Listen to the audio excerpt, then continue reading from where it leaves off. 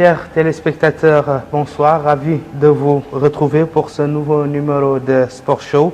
Je reçois ce soir M. Brahim Sow Dena, responsable communication à la FFRIM. Bonsoir. Bonsoir, merci pour cette invitation. D'abord, pouvez-vous nous parler des mesures prises par la FFRIM concernant la prévention du virus corona? Écoutez, il y a plusieurs mesures qui ont été prises, que ce soit sur le plan sportif et sur le plan financier. Sur le plan sportif d'abord, il y a eu ce report des matchs des derniers matchs du championnat national. Parce que comme vous le savez, il y a 7 journées qui étaient encore à jouer. Et donc c'était un problème déjà de savoir est-ce que le championnat allait s'arrêter ou pas. Donc la fédération a pris la décision de reporter ces dernières journées restantes au mois de septembre. Donc c'était lors de la dernière réunion du comité exécutif. Donc entre autres, il y a aussi cette annulation de la descente parce qu'il y a 2 clubs qui étaient supposés aller en deuxième division, donc ça a été aussi annulé. Et il y a aussi la mesure de jouer l'année prochaine, de complètement changer le système du championnat qui va justement passer d'une poule unique à 2 poules. Et 16 clubs seront scindés, plus les 2 clubs bien sûr qui monteront de la deuxième division, seront scindés en 2 groupes. Donc il y a plusieurs mesures qui ont été prises en ce sens-là. Et financièrement aussi, parce qu'on sait que cette pandémie a affecté grandement le monde sportif. Donc la Fédération Mauritanienne de football se devait de réagir. Et elle a essayé de soutenir les clubs. Donc financièrement, chaque club a eu 2 500 000 Sénouguia en guise de soutien. Chaque joueur de la première division a reçu le montant de 50 000 ouguias, sans oublier les entraîneurs qui ont aussi reçu un montant de 100 000 ouguias. Les ligues régionales à hauteur de 1 million. Et tous les officiels, arbitres aussi n'ont pas été en reste. Juste pour conclure, il y a aussi le côté humanitaire et le volet social autant pour moi. La Fédé, n'oublions pas qu'elle a participé quand même à hauteur de 10 millions au fonds Covid, au fonds ouvert par l'État. Et elle a aussi participé à travers le ministère de l'Emploi, de la Jeunesse et des Sports à la prise en charge de la distribution de 75 familles, donc à la distribution de kits alimentaires. Donc ce sont tous ces aspects-là qui ont poussé la fédération justement à Durant ces derniers jours, nous avons constaté la distribution de masques. Qu'en est-il? Oui, justement, c'était aussi, ça rentre dans le cadre du volet social, parce qu'on sait que le port des masques est recommandé par tous les spécialistes. Donc la fédération se devait aussi de participer à ça. Donc elle a commandé des masques auprès de notre équipementier Abesport, on le rappelle. Des masques qui sont venus, qui ont eu un peu de retard, dû un peu aussi aux circonstances, au contexte. Ils sont venus un peu tard, mais aujourd'hui, ils sont là, ils répondent aux normes sanitaires. Ça aussi, c'est important de le souligner. Donc, c'était important pour la fédération.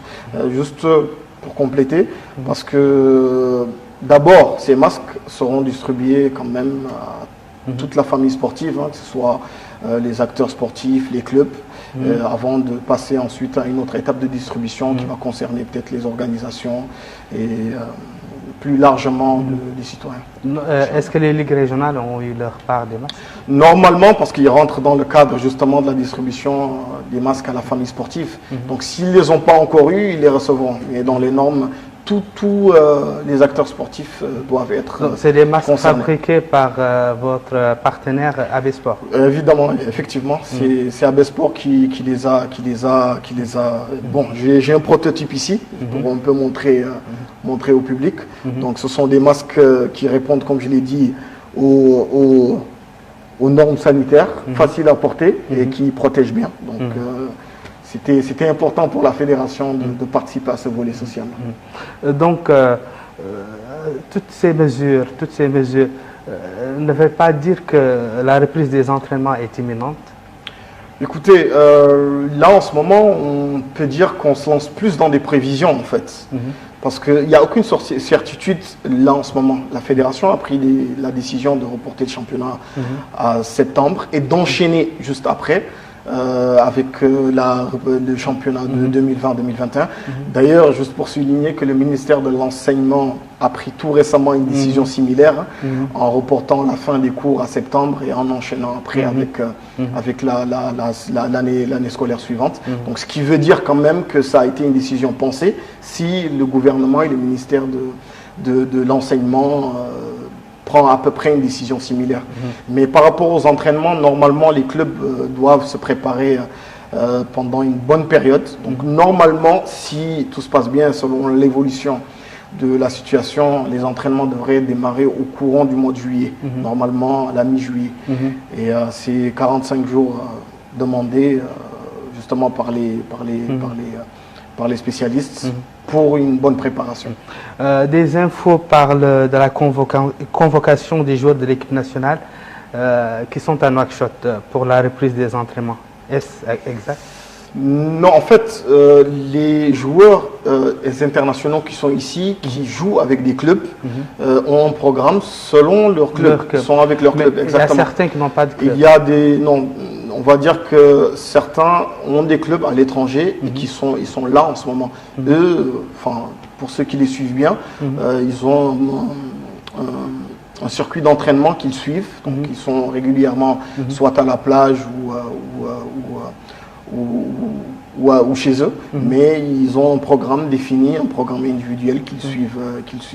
Ça sont mais à côté aussi, il y a des joueurs blessés qui sont en reprise, comme Moulaye Bessan, comme Tariola Dena, entre autres, et qui sont suivis aussi, qui sont en phase de reprise. Mais tout ça est chapeauté par le staff de la sélection nationale qui suit justement ces joueurs-là, qui est régulièrement en contact avec eux et qui s'enquièrent de leur situation. Parce que je parlais tout récemment avec le coach Corentin Martins qui justement m'expliquait un peu ce qui recommandait aux joueurs. Et n'oublions pas qu'il y a aussi Moustapha Sall qui est présent ici, qui suit tout ce monde-là. Donc aussi, pour préciser, il n'y a pas qu'une équipe de 22, 23 joueurs. Les joueurs il y a un effectif assez large de plus de quarantaine, voire une cinquantaine de joueurs qui est suivi par le staff de la sélection nationale. Et ceux qui sont avec leur club se préparent avec leur club. Et ceux qui ne sont pas avec leur club actuellement ont un programme individuel qu'ils suivent. Monsieur Brahim, comment voyez-vous l'avenir des compétitions nationales? Écoutez, tout dépend un peu de la situation actuelle, parce que on est un peu suspendu aux décisions qui seront prises par notre gouvernement et aussi par les décisions qui sont prises par les autorités du football, que ce soit la FIFA ou la CAF. Mais bien sûr, tout ça dépend de ce que vont décider, l'évolution de la situation sanitaire dans le pays. Mais dans les normes, nous sommes très très optimistes, parce que je pense que cette décision de reprendre le championnat au mois de septembre a été mûrement réfléchie. Et nous espérons et nous croisons les doigts que d'ici là, la situation permettra une reprise du football pour le bien de tout le monde, parce qu'on le rappelle, le football est quand même, réunit quand même énormément de jeunes, que ce soit de jeunes Mauritaniens ou même des Mauritaniens en général, et qui sont salariés dans des clubs. Donc c'est important, je pense, pour beaucoup de Mauritaniens que le football reprenne. C'est dans l'intérêt un peu de la jeunesse aussi. Quelles sont les raisons qui ont poussé le bureau exécutif de la fédération à revenir sur la décision d'annuler la Coupe du Président? Écoutez, et ça, d'ailleurs, j'en ai discuté avec le président juste après. Parfois, des décisions sont prises et on se rend compte après, finalement, que ce n'était pas la bonne décision à prendre. Ça aussi, c'est une marque, avec toute humilité, c'est une marque de grandeur, de reconnaître que parfois on fait des erreurs. Et pour beaucoup de clubs, pour les clubs qui sont encore en lice en Coupe nationale, il restait à peu près 3-4 matchs à jouer. Et pour la fédération, c'était pas un problème de terminer la compétition, après réflexion bien entendu. C'est pour ça que la fédération est revenue sur ses décisions. Les clubs participants ont été notifiés, ils ont été avertis par courriel que la Coupe nationale va reprendre, et on espère, selon aussi, comme on l'a dit, l'évolution de la situation, que en septembre, voire avant ou après, cette compétition pourra reprendre et bien se terminer, Inch'Allah. Y a-t-il une possibilité pour la FFRIM de revenir aussi sur sa décision d'annuler les compétitions des petites catégories? Écoutez, pour le moment, en tout cas, ce n'est pas envisagé parce que c'est une décision qui a été prise. Même si je dis on ne sait jamais, parce que le comité exécutif peut toujours en décider autrement. Mais pour le moment, en tout cas, c'est une décision qui a été prise. Et je pense que ce serait même bien pour les petites catégories et pour les organisateurs de se focaliser sur la saison à venir. Parce qu'on a déjà les championnats de première division et de deuxième division et la Coupe nationale à finir, ce qui n'est pas facile, surtout au vu du contexte. Et y rajouter d'autres compétitions pourront peut-être compliquer un peu les choses. Donc les championnats de petites catégories pourront reprendre si la situation le permet, parce que j'insiste beaucoup sur ça, si la situation sanitaire le permet, pourront reprendre, redémarrer en même temps que les autres compétitions, mais avec une nouvelle saison sportive, parce que, mis à part les championnats de petite catégorie, il y a aussi les championnats féminins qui s'est vu malheureusement arrêté au même titre que les autres compétitions de petite catégorie. Donc on espère en tout cas que ça va bien reprendre. Vous avez tantôt parlé de 16 équipes en Super D1 au lieu de 14. Sur quelle base cette décision de faire monter 2 équipes, sur quelle base? Écoutez, la montée, chaque année, elle se déroule. En fait, c'est ça le système. La décision qui a été prise, qui est un peu sortie entre guillemets de la normalité, c'est celle de maintenir 2 clubs en première division. Parce que la montée, elle a toujours eu lieu, parce que les championnats de deuxième division et les playoffs se déroulent chaque année. Donc, mais la fédération a décidé cette année de maintenir les 2 clubs qui devaient être relégués en première division. Juste pour rappeler en tout cas que c'est une décision qui a été mûrement réfléchie et qui va dans l'intérêt du football mauritanien en général. Un club comme par exemple, 2 clubs comme par exemple la Jeunesse d'Elmina et le XAR, qui étaient en position de relégable, qui n'étaient pas officiellement, je le rappelle, qui étaient en position de relégable, et s'ils avaient été bien sûr relégués, leur dire de venir l'année prochaine se préparer pendant 45 jours, jouer 7 matchs restants sans aucun enjeu, je pense que ça allait un peu fausser l'enjeu de ce qui reste du championnat. Or, en les maintenant en première division, on sait aujourd'hui qu'il y a un système de classement et plus tu es classé, plus ta subvention s'élève. Donc ça, c'est une motivation supplémentaire pour les clubs qui peut les pousser justement à avoir un enjeu et à maintenir un peu ce suspense qui aura lieu, ce suspense de la fin de championnat. Donc il y a plein d'autres mesures, hein. On le rappelle aussi, il y a ce fait que l'année prochaine, il reste 7 journées. On allait les rajouter aux 26 journées du championnat normal, si le championnat avait été maintenu tel quel, le championnat normal. Ça allait être un peu difficile parce que ça allait être plus de matchs que prévu. Et l'année prochaine, on aimerait bien finir quand même, répondre aux limites, finir le championnat par rapport aux exigences des autorités du football international. Et en disputant le match, en disputant le championnat avec 2 poules à 16 équipes, cela réduit le nombre de matchs et on pourra bien sûr respecter un peu le nombre de matchs global qui se jouait habituellement. Donc ce sont toutes ces réflexions-là qui ont poussé la fédération à prendre ces décisions. Et même si beaucoup sont sceptiques, hein, mais je pense que ceux qui trouvent de mauvais œil cette décision peuvent donner le bénéfice du doute à la fédération et attendre de voir ce que cette décision va donner. Peut-être que le championnat sera encore meilleur comme ça, ou peut-être pas, mais je pense quand même qu'il faut peut-être attendre de voir comment ça va se dérouler pour juger. Et pourquoi cette mesure n'a pas concerné les clubs de deuxième division? Écoutez, par rapport à la mesure sportive, la deuxième division va continuer à se jouer. Ça, c'est une décision qui a été entérinée lors de la réunion du comité exécutif. La deuxième division va continuer à se jouer normalement. Donc là, il n'y a aucun problème, il n'y a rien qui a été changé. 2 clubs vont monter en première division, comme chaque année. Mais cela aussi dépend de la situation situation sanitaire. On ne sait pas en septembre si les frontières entre les villes seront ouvertes ou pas.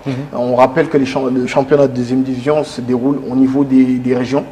Donc avant de concerner la phase nationale, qui se joue en général à Nouakchott, ce sont les régions qui doivent se déplacer, les clubs doivent se déplacer d'une région à une autre. Et ça, c'est pas évident au vu du contexte actuel. Donc tout ceci sera étudié au fil de la situation. Si la situation le permet, le championnat de deuxième division reprendra comme il avait été arrêté, mais si la situation ne le permet pas, d'autres mesures pourraient être prises et voire même limiter la deuxième division au championnat de Nouakchott. Ça, c'est une décision, une option aussi qui a été envisagée, mais on n'en est pas là, on verra un peu. Inch'Allah. Nous allons parler de la Coupe d'Afrique des jeunes qui devait... Oui. Juste pour un peu compléter par rapport au deuxième... Parce qu'on a vu beaucoup de gens un peu se plaindre parce que les clubs de première division ont été concernés par la subvention et pas les clubs de deuxième division. Moi, je veux rappeler, parce que beaucoup de gens l'ignorent, que les clubs de deuxième division sont affiliés aux ligues régionales.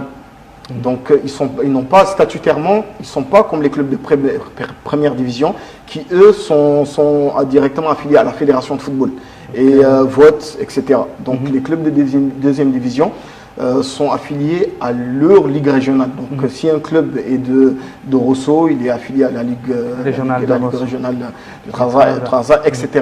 Donc, les ligues régionales ont été concernées par la redistribution des subventions et c'était aux ligues régionales qui sont délégataires de pouvoir, je le rappelle très bien, justement de voir comment ces ligues-là peuvent venir en aide aux clubs.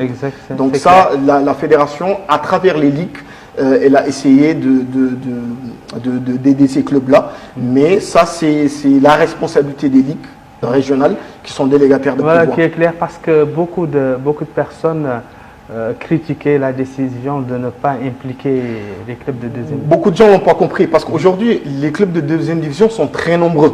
Sont très nombreux, je le rappelle, parce qu'il y a les clubs de l'intérieur du pays, les clubs de Nouakchott. Ils ne sont pas comme les clubs de première division qui sont que 14. Donc ça allait poser un problème. Mais je pense que la fédération a réfléchi justement à pouvoir identifier ces clubs de deuxième division, parce que s'ils étaient que 14, la Fédé aurait pu leur venir en aide, mais comme ils sont vraiment très nombreux, c'était très très difficile pour la fédération, qui a des moyens limités, on le rappelle, de pouvoir concerner tout le monde. Donc je pense que la Fédé en ce moment, elle est en train de réfléchir au moyen d'identifier ces clubs de deuxième division au détriment pas au détriment plutôt, par rapport aux clubs de troisième division par exemple, et si bien sûr il y a la prochaine fois des aides qui peuvent être octroyées aux clubs de deuxième division, celle-là sera beaucoup plus facile pour la fédération de football. Notre pays devait abriter la Coupe d'Afrique des jeunes en 2021. À quel point la pandémie du corona a-t-elle impacté sur les préparatifs et sur les travaux au niveau du stade de Nouadhibou?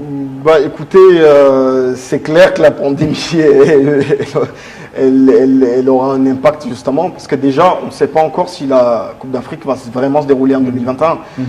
L'organisateur, c'est la CAF, et on verra ce que la CAF va décider, si elle va maintenir la compétition à sa date initiale, ou elle va le décaler d'une année, comme ce fut le cas par exemple pour l'Euro en Europe qui a été décalé d'une année. Donc ça, pour le moment, on ne sait pas et on est suspendu un peu aux décisions de la CAF. Mais cela n'empêche pas justement la fédération et la Mauritanie en général d'avancer un peu. Juste pour rappel, si la Coupe d'Afrique se joue, elle va se jouer dans 3 stades différents. Donc pour le moment, ces 3 stades qui ont été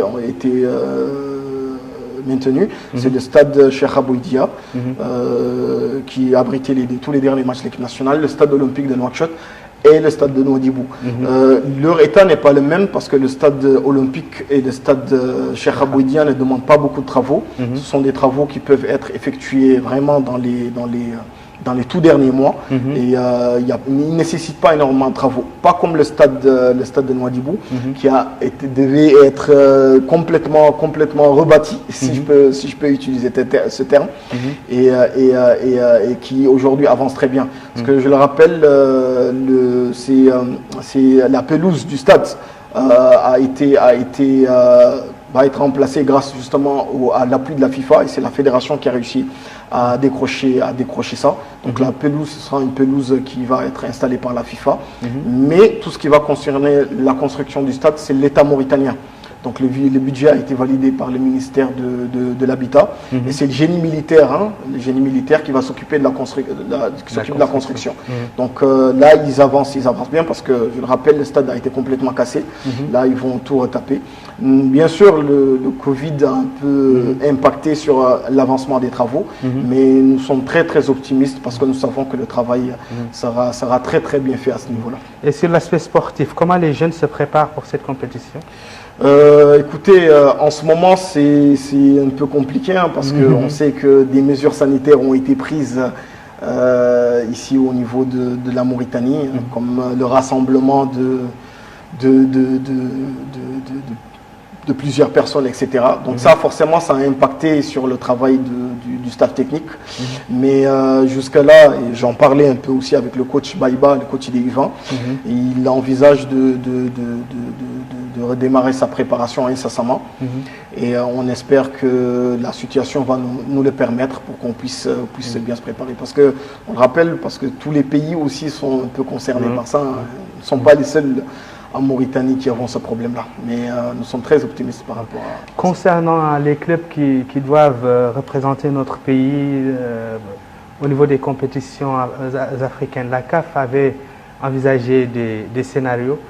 Quel est celui que la FFRIM a adopté?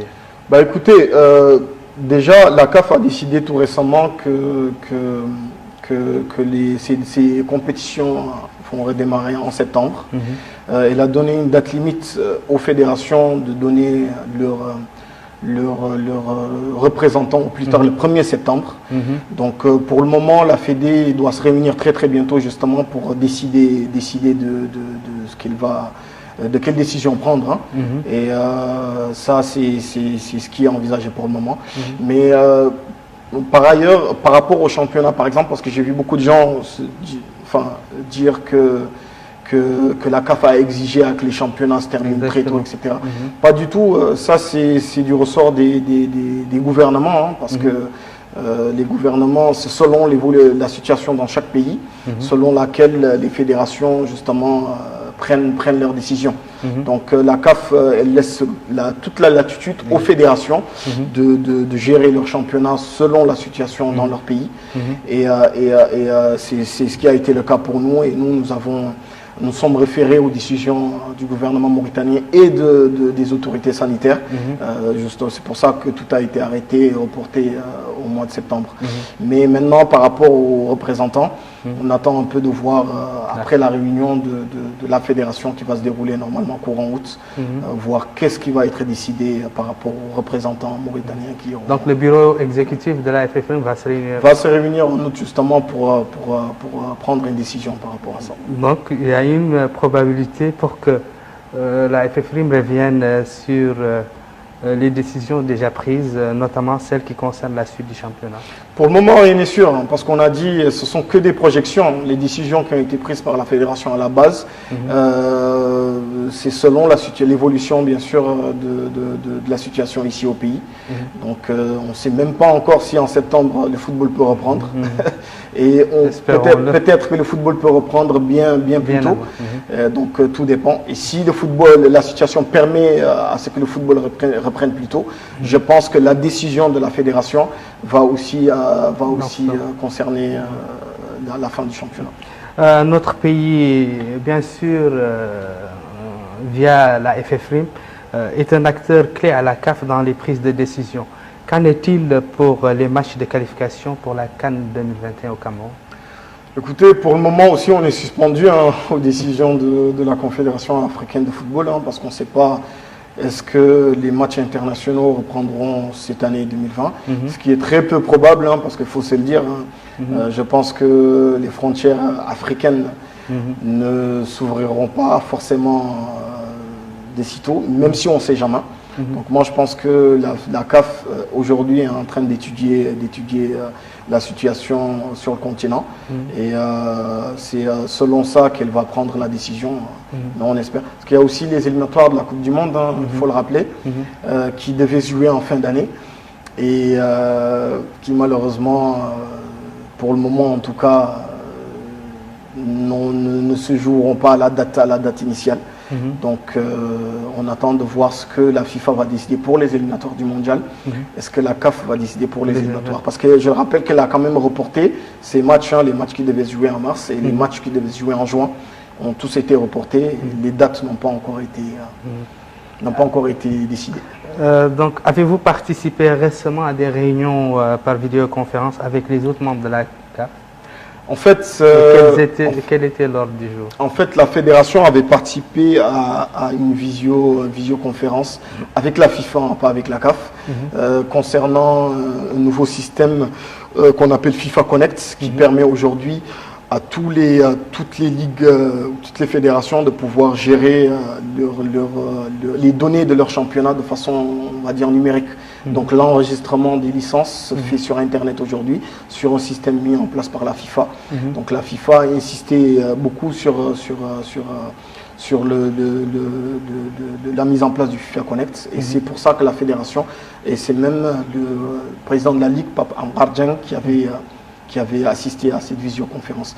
Cependant, la CAF avait contacté la fédération il n'y a pas longtemps pour essayer de s'enquérir un peu de la situation du pays et de voir un peu ce qui a été décidé. Donc, quel format a été adopté, etc. Donc, comme je l'ai dit, la CAF laisse toute la latitude aux fédérations de gérer leur championnat selon la situation du pays. C'est ce qu'elle a fait. Mais la FFRIM a fait un compte rendu à la CAF sur les décisions qui ont été prises. À savoir reporter le championnat à septembre et d'enchaîner directement avec la saison suivante. Actualité oblige, un commentaire par rapport aux vidéos publiées récemment sur les réseaux sociaux mettant en avance l'abandon par la FFRIM, selon ceux qui publient ces vidéos-là, des anciens joueurs de l'équipe nationale. Qu'est-ce que vous leur dites? Écoutez, moi je trouve ça un peu marrant parce que c'est peut-être ceux qui ne suivent pas le football qui peuvent le penser.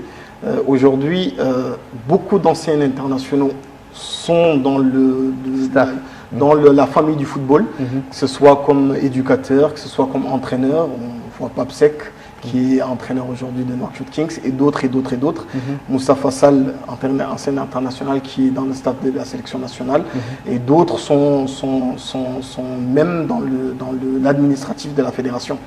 Donc la fédération n'a jamais tourné le dos à ces anciens internationaux-là et elle encourage bien au contraire la réinsertion pour ceux qui ont vraiment quitté le monde du football, leur réinsertion dans le monde du sport. Des formations sont faites chaque année pour le permettre à ces internationaux-là de pouvoir venir donner un coup de main aux clubs, aux académies, et ainsi de suite.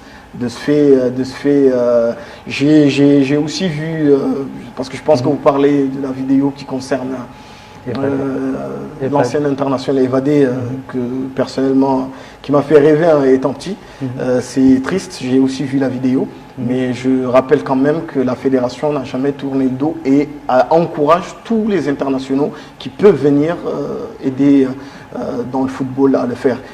En dehors de ça, il y a aussi les récompenses que donnait la fédération chaque année à travers sa cérémonie FFRIM Awards. Et à toutes les éditions, les anciens internationaux n'ont jamais été oubliés parce qu'il y a des trophées honorifiques qui ont toujours été distribués aux anciens internationaux. Donc penser que la fédération tourne le dos aux anciens internationaux, moi je ne pense pas que ce soit réellement ça. Et ceux qui suivent vraiment le football peuvent savoir que beaucoup d'anciens internationaux s'impliquent aujourd'hui dans le développement du football parce qu'ils ont tout donné pour le pays. Et voilà. Après, je pense aussi que la fédération, à elle seule, ne peut pas régler tous les problèmes. Je pense que, comme tous les acteurs qui ont contribué au développement du pays, l'État mauritanien peut peut-être penser à tout ce monde-là et ce ne serait pas plus mal en effet.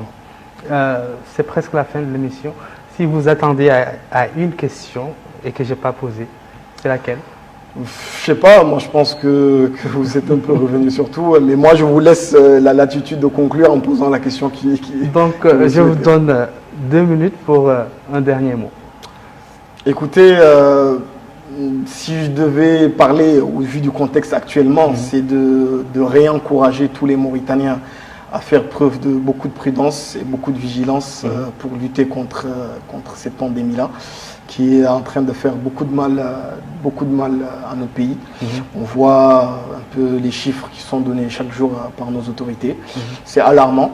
Donc je pense que à travers même les décisions qui ont été prises par la fédération, tout le monde du football en appelle à beaucoup plus de prudence et à beaucoup plus de responsabilité surtout de tous les Mauritaniens et d'essayer ensemble de passer cette période difficile, tout en espérant bien sûr que cela permettra au football de vite revenir pour le bien de tous les jeunes. Et en parlant justement des jeunes Mauritaniens, je les encourage aussi à continuer, à ne pas s'arrêter, à continuer à se préparer et de revenir plus fort. Merci Ibrahim Saoudena. Je rappelle que vous êtes responsable de la communication au niveau de la fédération. Merci d'avoir accepté notre invitation. Bah, écoutez, je suis très honoré. C'est moi qui vous remercie pour cette invitation et à votre disposition. Merci. Merci également pour l'équipe technique, cadreur Selek Ouellet, réalisation d'Aïssi Dibaba. À la prochaine. Au revoir.